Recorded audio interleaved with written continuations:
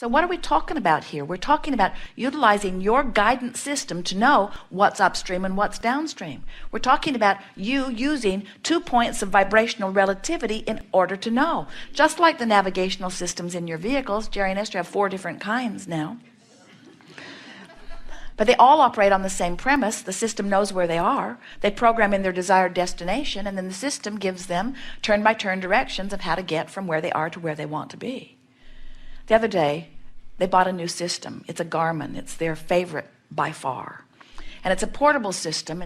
They plug it into the cigarette lighter, and it sits on a little sandbag so it can be moved from vehicle to vehicle. So Esther unplugged it from the car and put it in the monster bus as they began to drive. And she programmed Pioneer, which is in the bus, and Garmin, which is the portable system. From where they are, she programmed them to the same destination. So now she says to Jerry, I'm in good hands. You can go back and do whatever you need to do. I have guidance. And off they go. And all of a sudden, she comes to a juncture in the freeways, and Pioneer says, get in the right lane and take this road to the right. And Garmin says, get in the left lane and take this road to the left. And she has them turned up very, very loud. And then she hears Jerry piping in from the back about something. And she says to all of them, I'm not listening to any of you. I'm going to do what I'm going to do. Because she realized she was in a sort of critical position. She was in 6 or 7 lanes of traffic. Everyone was driving at breakneck speed. She's 70 feet long, about moving 70 miles an hour. And she's getting mixed messages about which way to go. It was chaos for a moment, almost a panicked sort of feeling. That feeling of indecision, that feeling of undecidedness, that is a horrible situation to be in. And yet, you know, you put yourself in that situation all day, every day, when you say, what do you think? What do you think? What do you think? What do you think, political party of mine? What do you think, religion of mine? What do you think, ancestor of mine? What do you think, mother of mine, father of mine, partner of mine, peer group pressure of mine? What do you think? What do you think? What do you think? And if there are 10 of them, they think 10 different things. If there are 20 of them, they think 20 different things. In other words, they're thinking a lot of different things. And if you are trying to listen to the voice that is the loudest, you have an uncomfortable situation going on where all along you have an intuitive gut feeling that if you learn to listen for it, you will not be confused about which way to go. And so we call that using the vibrational relationship between who you are, letting yourself be in this moment, and who you have become. And that's the thing that we most want you to leave this gathering knowing. You didn't come into this physical experience intending to stand in this static place, not evolving or expanding. You knew, in fact, the reason that you came was you knew that the variety would cause you to constantly become more, and that your guidance would then call you toward the more that you had become. So when you have a feeling of unfulfillment, what it means is your life caused you to ask for something that for some reason you're not letting yourself go to. And the majority of the time that you're not allowing yourself to go to it is because somebody has trained that out of you. Your natural impulse is always to follow your bliss. And when you're little, you do that until somebody says to you, it's inappropriate for you to be pleasing yourself all the time. And you want to say, no, it isn't. I'm sure I'm right. They say, no, you are not supposed to please yourself. And in very short order, you learn, because they're bigger than you are, that sometimes it goes better for you initially if you please them. Because most of them are still trying to control the conditions, and they convince you, when you do that, I feel bad, and when you do that, I feel good. So you should do what makes me feel better. Which works out all right for you when there's just one of them, but get 2 of them plugged in and trying to give you guidance. It makes you a little crazy, or more, you see.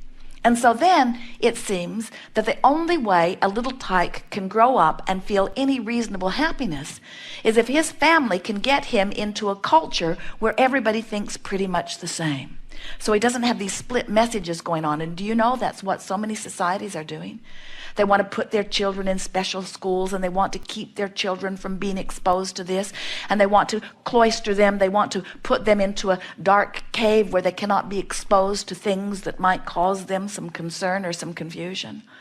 And what we're wanting you to do is to get out into the light and to activate your own guidance system so that you are not afraid But instead, you are confident that under any and all conditions, you can tell which direction to go.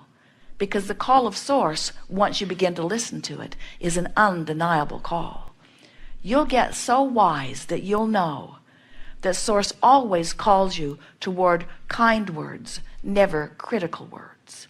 You'll get so sensitive to the call of Source that when you're hating someone for their color, for their religion, for their whatever, you'll get so sensitive to the call of Source that you'll know, I am violating the very premise from which I was born and to that which I have become.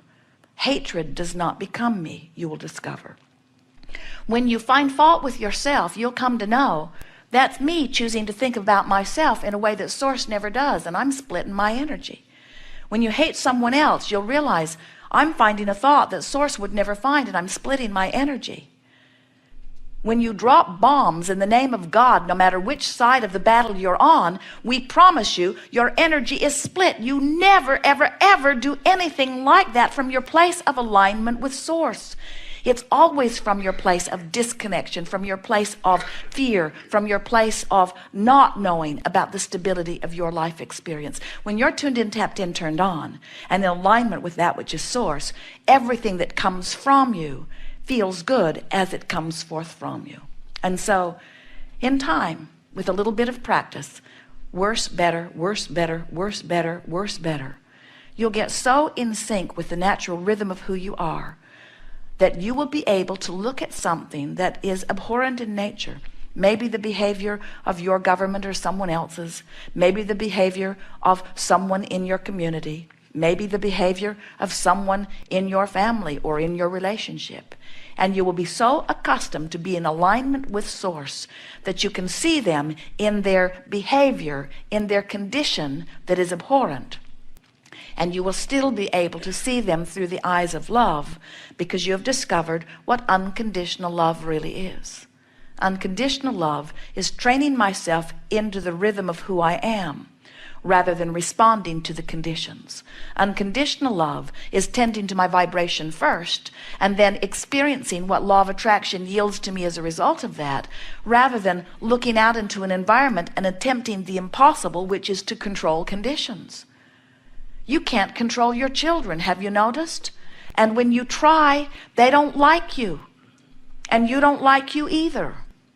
When you understand that they've got guidance within them, and when you let your dominant intent be to live your life by example, which is to get in the flow of that which you are and be in alignment with that which you are as much as you can.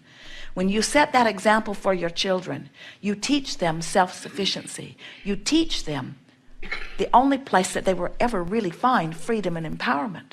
You teach them that freedom and empowerment comes from personal alignment, and then they can go out into the world without hating and without altering conditions, and they can live happily ever after, going with the stream, living out the legacy that they set forth even before they were born into this body, and that they have added to every waking moment since.